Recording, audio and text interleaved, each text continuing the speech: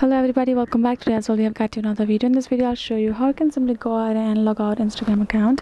But before that, please do make sure to like our video, subscribe our channel, and yes, without any further delay we'll simply start our video now.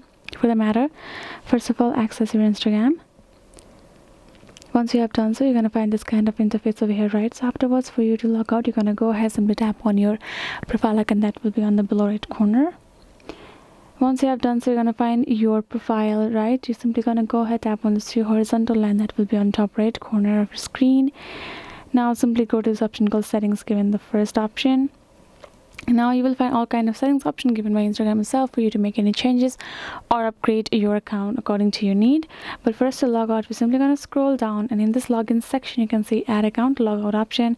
We can simply go ahead, tap on this logout option. Again, it's going to ask for us to save our login info, so next time if we tap on our account, we will simply be able to log in. So we'll tap on the save option. Again, we're going to tap on this logout option. As you can see, now we are logged out of our account like that.